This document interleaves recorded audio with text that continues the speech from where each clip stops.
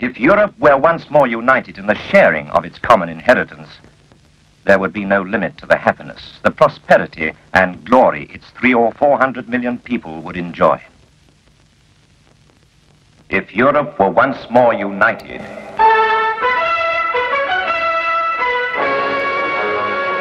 "50 years ago, when the common market was born, what people wanted most was peace and prosperity for Europe. Caring for the environment didn't feature in the founding Treaty of Rome. Yet environmental problems were not far away. Europe's love affair with the car was moving into top gear. Industry was building up. By the 1970s, it was clear that minimum standards needed to be set for water and air pollution, as well as waste management. The port of Rotterdam in the Netherlands was already a major center for the petrochemical industry. In de jaren 70 was het hier heel erg. In the 1970s, the air quality situation was very bad. There was an enormous smog problem, just like London, which was very bad for people. Het was erg ongezond voor de mensen. We still have memories of schools being closed because it wasn't reasonable to send kids to school, to allow them outside. Het was onverantwoord om kinderen naar school te sturen. Acid rain was destroying Europe's forests, and green campaigners were making their presence felt. Individual countries began to take action, and the EEC stepped in with tough new air quality laws. These days, sulfur dioxide levels in Rotterdam are just 20% what they were in 1970. Now industrial plants all over Europe must declare what pollutants they release into the air on an online EU emissions register.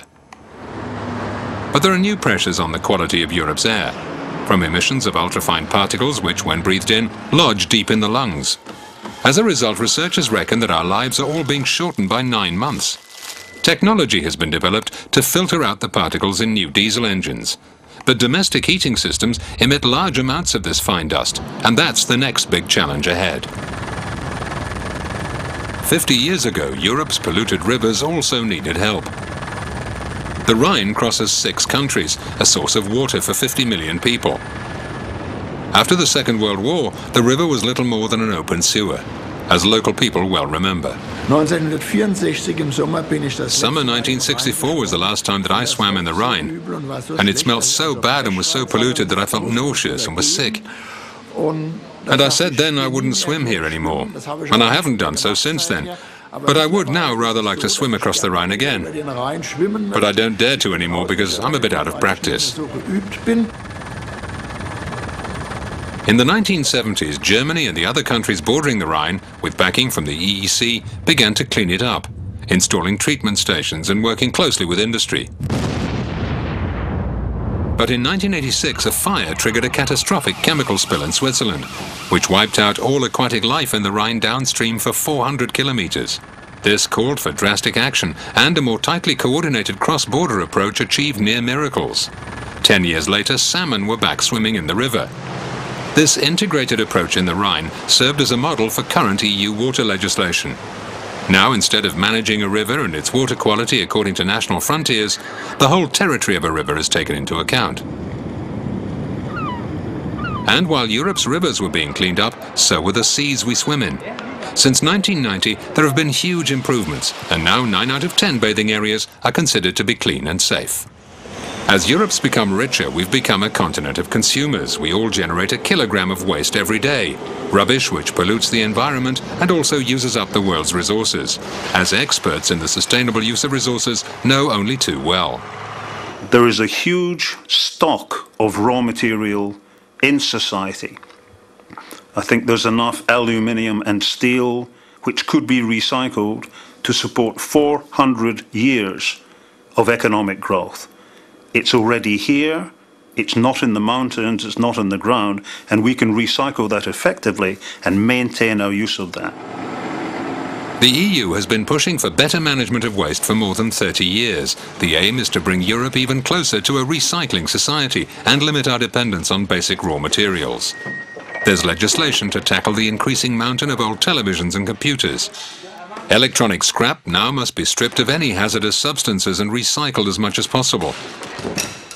There are similar rules covering the dismantling of old cars and trucks, dealing with up to 9 million tons of metal and glass every year. Now there are limits on the amount of wrapping on consumer goods too, and recycled paper is used everywhere. Newspapers in the EU contain more than 80% recycled material. The EU strategy for the future focuses on generating less rubbish in the first place and recycling what can't be avoided. This French TV campaign is already pushing that message home. The focus is also on new ways of designing and manufacturing products. Already cars are designed with easy recycling in mind.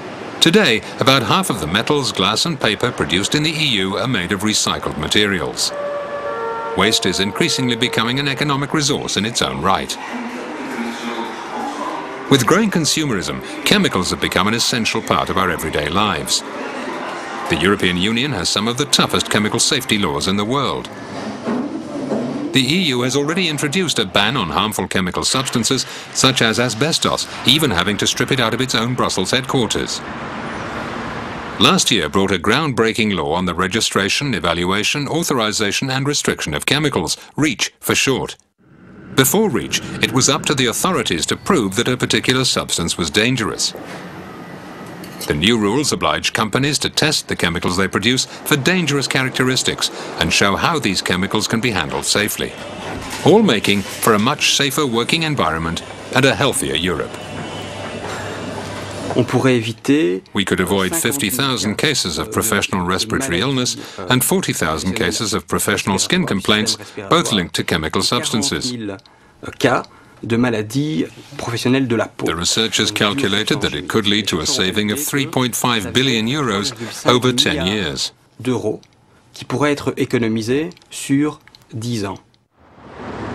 Despite all the work done at European level, the sheer scale and speed of our urban living has had a drastic effect on nature and biodiversity. Can you name any other species in Europe which are under threat? Yeah. The toucan. These children are growing up in a world where more than 4 out of 10 birds and mammals in Europe are under threat of extinction, as well as thousands of plants. It's not just about the world looking pretty. Healthy ecosystems are the basis of all life, not just for food, but for purifying air and water, fertilizing soil, discovering new medicines. The EU began giving special protection to nature in the 1970s. Its Habitats Directive, for instance, helping to pull back creatures such as the Iberian lynx from the brink of extinction. Now more than 22,000 different protected sites make up the Natura 2000 network, including the Hortobágy National Park in Hungary. In the 1950s, the area was flooded in a failed attempt to grow rice. The natural ecological balance was destroyed. An EU LIFE program has filled in the canals. Plants not seen in decades are returning. The park is once again an important resting ground for migratory birds, and the local economy is boosted by tourism. Natura 2000 is all about creating places where nature and sustainable economic activity can exist side by side. European Union has been a terrific force for recognizing the value of nature. Let's not forget that something like now 20% of the whole land area of Europe has a kind of protection for nature. The aim is to halt the loss of Europe's biodiversity by 2010. A challenge not made any easier by the one issue dominating the environmental scene, climate change. Since it moved onto the political agenda in the late 80s, Europe has been leading international efforts to fight global warming. The EU has gone further than other signatories to the Kyoto Protocol in agreeing to reduce greenhouse gas emissions not by 5% but 8% from 1990 levels by 2012. In Washington in February, EU Environment Commissioner Stavros Dimas addressed international legislators. He called on them to act together to agree a more stringent carbon-cutting scheme for the future. What I stressed is that it is absolutely necessary in order to have an effective tackling of this global problem. The cooperation of the European Union and the United States is necessary. The EU wants developed countries collectively to agree to a binding plan for a 30% cut in emissions below 1990 levels by 2020. As a first step towards this, the European Union is committed to reducing its own emissions by at least 20% over this period, irrespective of what other countries decide. stepping up its program to cut emissions, reducing CO2 from new cars, using more biofuels, setting energy performance standards for new buildings. The EU also wants to expand its groundbreaking emissions trading scheme to become a global carbon trading network. Launched in 2005, the innovative scheme allocates emission allowances to companies. They have an incentive to reduce their carbon output because they can then sell any allowances they don't need. For Commission President José Manuel Barroso, it's time for a revolution to reduce our dependence on fossil fuels. Europe must lead the world into a new, or maybe one should say, post-industrial revolution. The development of a low-carbon economy.